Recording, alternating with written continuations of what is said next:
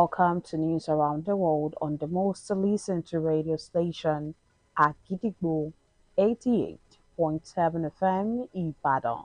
I am Wuraola Yusuff. The headlines: the Senate passes Police Trust Fund Bill for second reading. Peter Obi and Makinde discuss 2027 coalition. At least 14 dead and 84 injured in Indonesia train crash. UAE leaves OPEC and blow to global oil producers group. Falconet commence training in Kenya as Malawi delegation arrive. And now the details. The Senate today has passed for second reading a bill seeking to repeal the existing Nigeria Police Trust Fund Act 2019 and enact a new legal framework to strengthen funding for the Nigerian police force. The proposed legislation aims to provide sustainable financing for police equipment, training, and welfare while establishing a new structure for funding the force. Debate on the floor was heated, centering on the constitutionality of funding the police trust fund through deductions from the Federation account.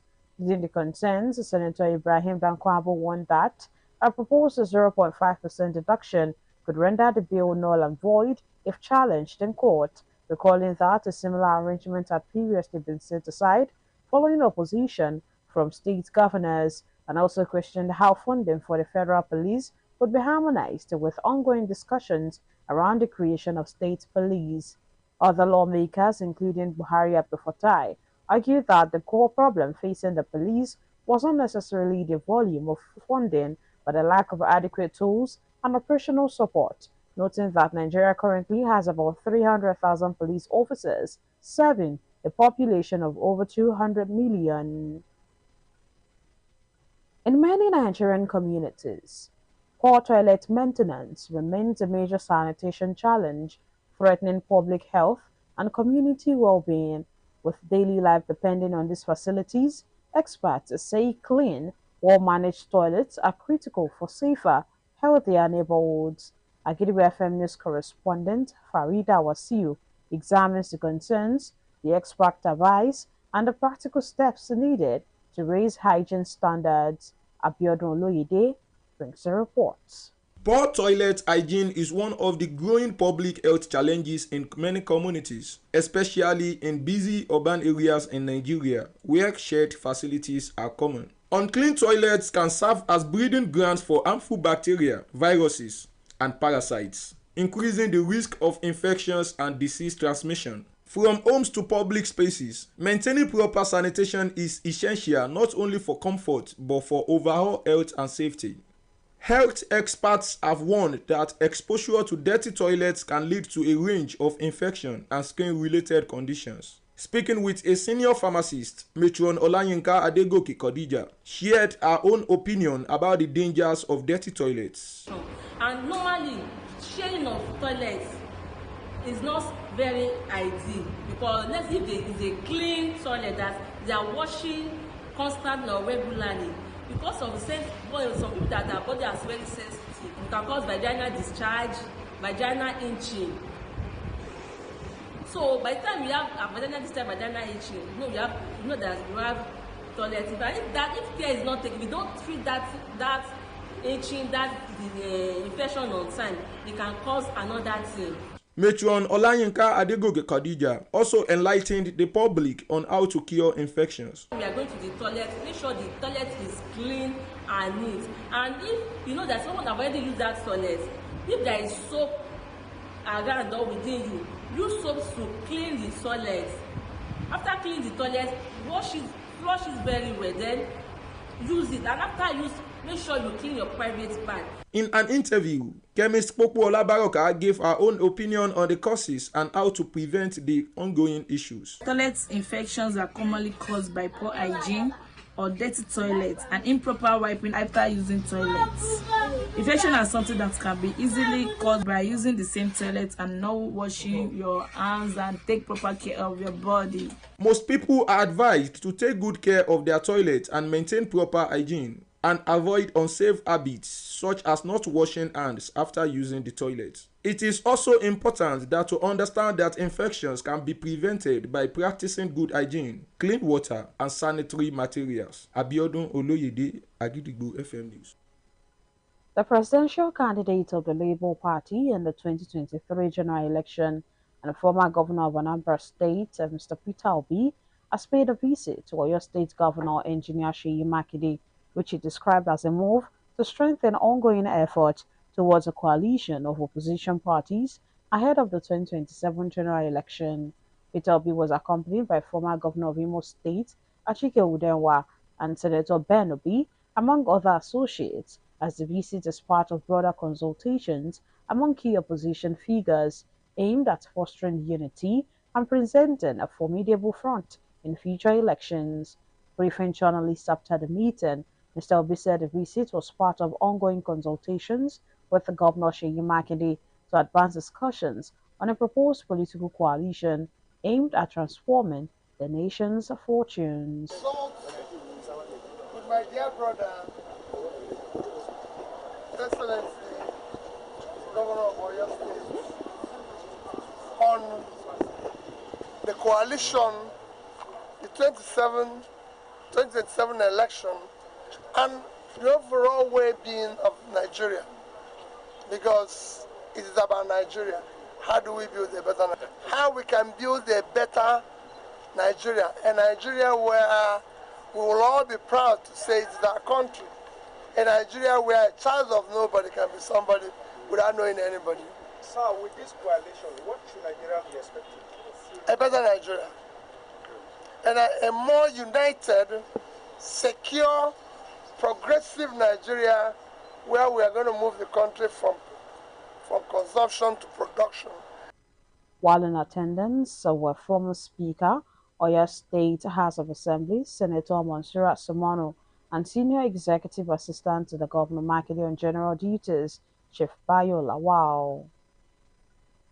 Now it is time to link up with our United Kingdom studio for the foreign news. News from Pulamza Studio at Gidigbo FM. United Kingdom. Hi, I'm Olushola Damilola.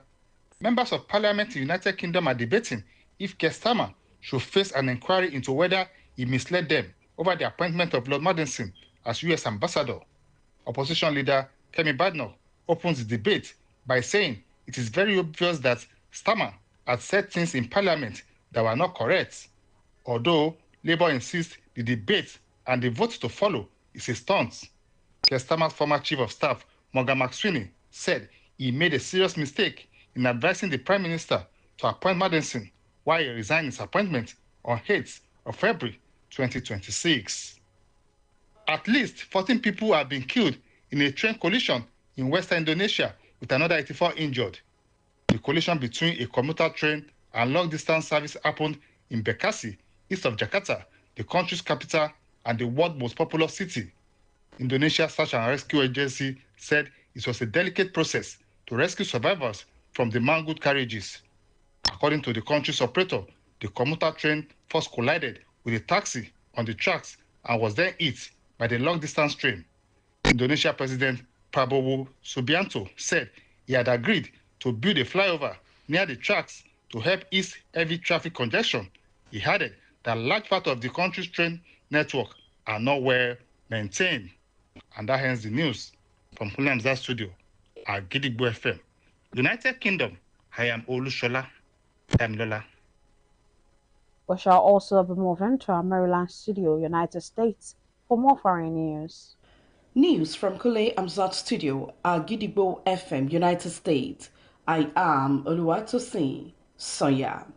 Britain's King Charles is said to stress the importance of unity with the United States and the need to defend democratic values in an address to Congress on Tuesday as tensions rise between the two allies over the war in Iran. Charles and Queen Camilla are in the United States on a 4-day state visit aimed at highlighting the bonds built between Britain and its former colony over the 250 years since American independence, a partnership often described in recent decades as the special relationship.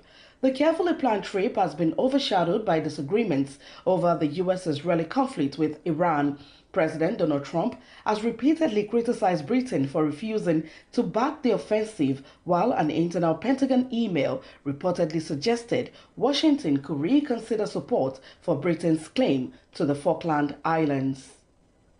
The United Arab Emirates said on Tuesday it was leaving OPEC, dealing a significant blow to the oil producers groups as the energy crisis triggered by the Iran war exposes growing divisions among Gulf nations. The departure of the UAE, a long-time OPEC member, could weaken the alliance, which has often sought to project unity despite internal disagreements over the geopolitics and production quotas. UAE Energy Minister Sahil Mohammed Al-Mazroui told reporters the decision followed a careful review of the country's energy strategy. Asked whether Abu Dhabi had consulted Saudi Arabia, OPEC's dominant member, he said the UAE had not raised the issue with any other country. He added that the move was a sovereign policy decision based on current and future production considerations. The UAE's announcement also caught into earlier gains in oil prices on Tuesday. And that ends the news from Kule Amzat Studio at Gidigbo FM, United States. I am Oluwatosin Soya.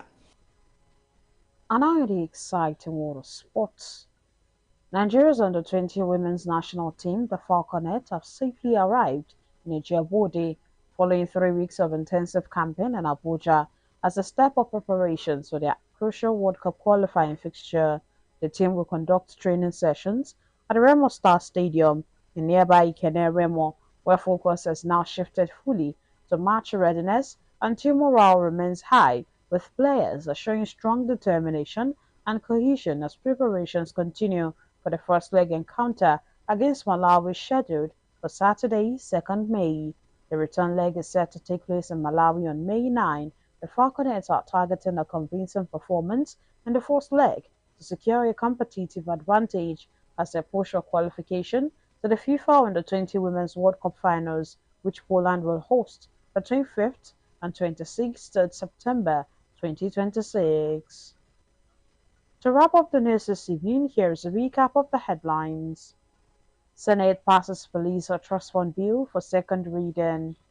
Peter Obi, Makinde discussed